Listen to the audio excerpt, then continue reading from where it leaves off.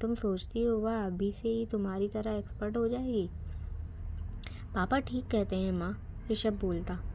रिया उनकी किताब रहती और मुझसे कुपित रात में कहती, मैं रोटियां बना दूंगी, सलाद काट दूंगी, बाकी मेरे हाथ की बनी सब्जी तो आपको पसंद नहीं आएगी।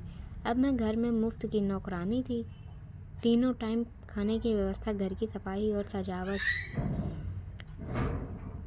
मारी के पीछे पीछे घूमना मैं चाह कर भी उससे कुछ न कह पाती। वह हमेशा मुझसे एक निश्चित दूरी बनाकर रखती। घर में एक और औरत के आ जाने से मेरी अपेक्षा बनी रहती कि रिया मेरी कुछ मदद करे।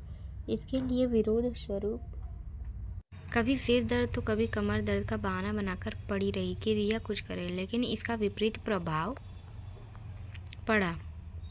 उसके घर से सुबह शाम टिफ़िन आने लगे। वह टिफ़िन लेकर स्कूल जाती, वहाँ से लौटकर सीधे मायके जाती, खाना पीना पीकर लौटती। कभी कभी स्कूल में काम ज़्यादा होने पर मायके ही रुक जाती। अब घर में अलग अलग सुबुगाहट शुरू हो गई। रिया ऋषभ के साथ अलग रहने की योजना बनाने लगी, कहीं और जहाँ से ऋषभ का बैंक पास पड़ता हो। मैं यह सब बातें सुनकर सन्न रह गई। ऋषभ से पूछा तो उसने इसे हल्के में लिया। मम्मी, मैं रिया की योजना अनुसार तो नहीं चलूँगा। हाँ, उसके पापा का फ्लैट है तो 2-4 दिन जाकर रह सकते हैं। ऋषभ से बात करके कुछ तसल्ली हुई। छत पर कपड़े सुखाते रिया की भाभी से बात हुई। वह चुपचाप ननद की योजनाओं को सुनती रही, लगा जैसे किसी अलग ही सोच में गुम है। रिया की मेरे प्रति बेरुख से मैं आहत थी। मैं भी आदर्श सास बनने में असमर्थ थी, तो उससे कुछ कहना भी मैंने छोड़ दिया। लेकिन इधर कुछ दिनों से मुझे रिया खोई खोई सी लगती। उसका चहकना, उछलना कूदना, उधम मचाना सब बंद हो गया था। कुछ सोचती रहती। उसने छत के चक्कर लगाना और टिफ़िन लाने का क्रम भी रोक दिया। सुबह उठकर चाय खाना सबके लिए बनाती, अपना टिफ़िन लेकर मुँह लटकाए चली जाती। लौटने पर मायके न जाकर सीधे घर आती। दोपहर का दाल चावल बनाने में मदद करती, परोसती, बटोरती।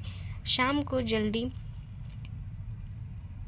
सोकर उठ जाती, घर व्यवस्थित करती। मैं चाय बनाती तो उदास चेहरा लिए बगल में खड़ी रहती। चाय पीकर स्कूल का काम करती। रात का खाना बनाने जाती तो तुरंत किचन में पहुंच जाती।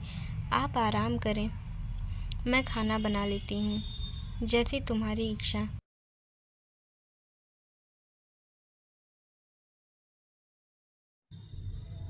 उल्टे पाँव लौट आती। वह मसाला पीसती, बरकत स्वादिष्ट सब्जी बनाने का प्रयास करती, पतली रोटियां सेकती, कोई मीठा जरूर बनाती।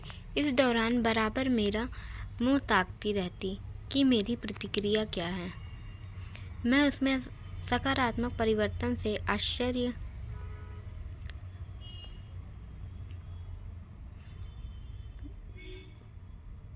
थी। कहती, रिया आज की सब्जी अच्छी बनी है, तो वह खुश हो जाती। थैंक यू मम्मी जी। मेरी उत्सुकता बढ़ गई। एक दिन मैंने रिया की स्कूल जाने पर ऋषभ को पकड़ा। मामला क्या है ऋषभ? जिस लड़की को मैं समझा समझा कर थक गई, उसमें अचानक इतना परिवर्तन कैसे आ गया? माँ, उसकी कुछ फैमिली प्रॉब्लम है। अच्छा, अब तो सीधे शब्दों में बता। बातें घुमा फिरा कर करना छोड़। उसकी भाभी जो सब काम दाम करती थी और भैया जो एकमात्र कमाने वाले मेंबर हैं, उन लोगों ने अलग रहने का निर्णय ले लिया है। रिया कुछ समझाने की कोशिश करती है तो भाभी हत्थे से उखड़ जाती हैं कि तुम अपने ससुराल में क्या कर रही हो, जो मैं यहाँ मरती रहूँ। रिया की माँ दिन रात रोती रहती है, इसलिए वह बहुत